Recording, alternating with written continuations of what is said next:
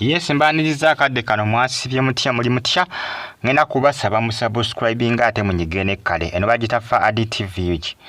Mbatumedeka abali Saudi Arabia namwe abali Qatar abasinza mu ggwanga erya Oman mbebaza. Mbagamba nti muri bamaanyi nnyo okubanga mugifollowinga. Like ngo commenting ato subscribing onyigene kale ensonga za Pastor Tom Mugirwa.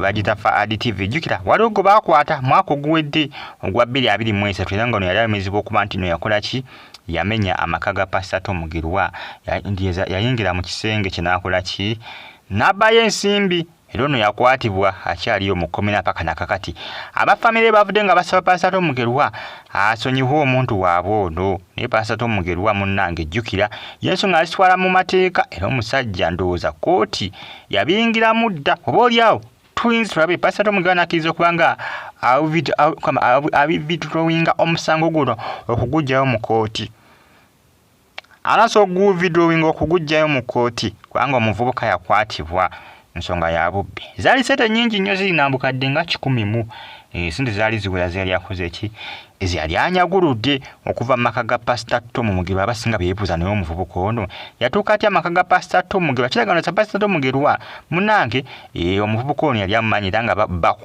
bakolera wamu nga bamu ku baabo abakola ku kyaki era nga amwesiga nnyo bambi naye omuvubuka yakola ki ndusa akasente kamukema na stani ya mukema akasente ne kamusaaliza nayagala kakuba ennago kumbe Pastor Tom Mugirwa yali musajja kwegamba yekengera nga nayo basajja yo munnanga babira bakola ki ababeera alati era bakola ki babirako kubanga omuvubuka ono akwatibwa naye aba family stars no bali mu kulaajana bagamba nti Pastor Tom Mugirwa asonyiwa kubanga omuvubuka amaze ebbanga eriwera kujjukira gwali mwaka ndowooza guwedde ogwa 2023 ndowooza oba mu makati gaagwo njukiranga wayiseewo nebbanga naluddeyo mu komera ebyaddala simanyi baba bamusalira naye nga information etambuliraga nti aba family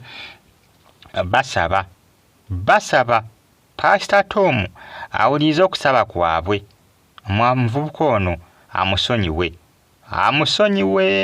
abayambe amusonyiwe omuntu waabwe tulinze Pastor Tom Mugirwa agenda ku reacting atya kubanga omuvubuka yali amukubye ennago eri baba yali agimukubye nyabo yali amukubye ennago ng'ate ya sente nnyingi ebyaddala yali ya sente nnyingi amunange ebyemu kwe bitambula akadde kano ku social media ate nga abasinga bagamba nti amawulire agaali gatambula gaali galaga nti akasente ako kaali nakamu ku sente akaali kagenda okubanga kakola ki kongezebwa kugulawo TV gye bayita ndooza Eternal TV TV ya Pastor Tom Mugirwa bagitwa Eternal TV omufuko na akasente kali akola kikali ayagala okuba ennago kuzimu ku sente ezikola ki era zigenda kubanga zikozesebwa mu kubanga balonkinga TV ya Pastor Tom Mugirwa jukira TV bagilonkinga da yagulwawo nadda lwakuba eri ku platform zimu na zimu ndooza eri ku GoTV bana free to air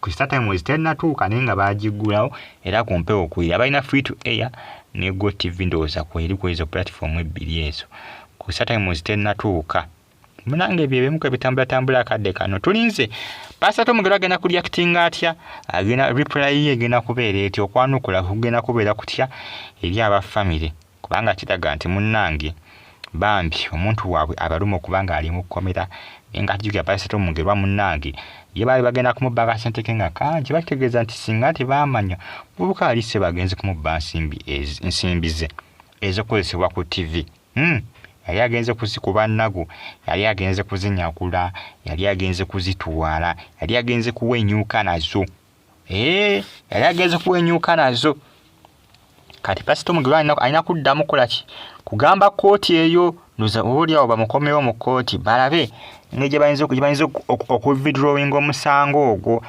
okugamba simanyi oba family banamuwayo ko kasente okugyayo omusango ogwo manyi n'omusango tebamala bagujjayo ku bwereere kubanga omuvuka kyali agenda omukola kyali kinene ssebo yali tusooka sente z'okukozesebwa ku TV nga taziraba nga yazinyakula ndowooza abafamily bagenda kubako kewawaayo Pastor Tom ndowooza azikole ki asobola kubanga avidrowinga omusango gwo kugujjayo ogw'omuvubuka ono gw'olingira mu kifaananyi awo ku mabbali awo Wasiba nti agenda gujjayo ku bwereere mu kooti. Kibategeeza nti kooti egenda gusazaamu omuvubuka ateebwe abeere nga talina musango wadde.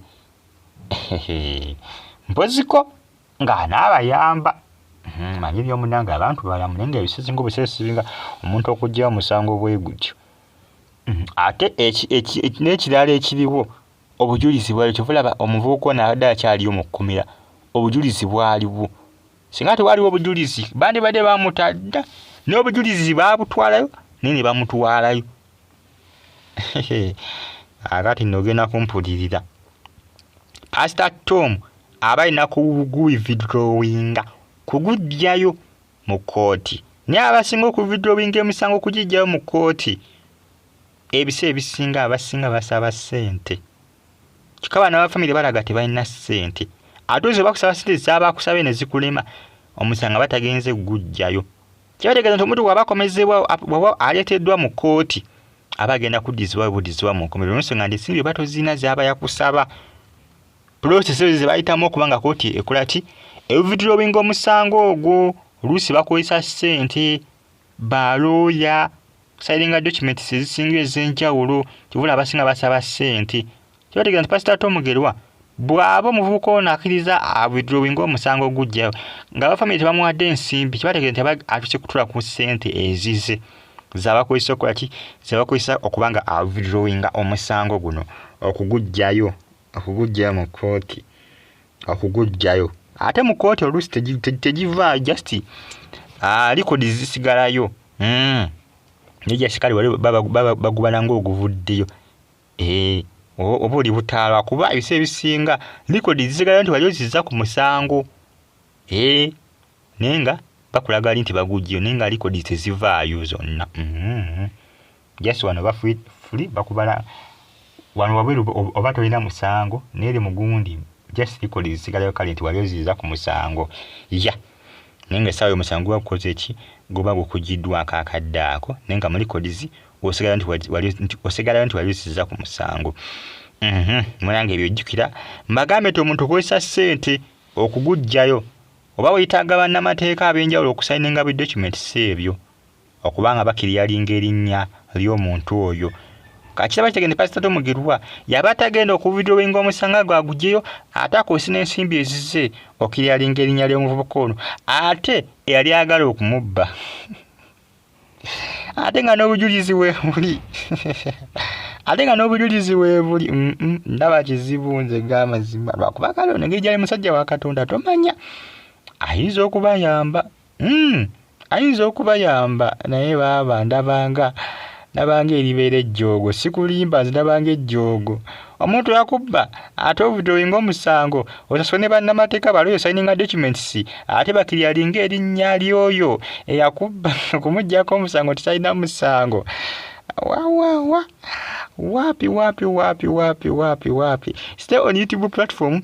Ate osigale ng'ofollowinga Fadi TV yogi amateeka bannange.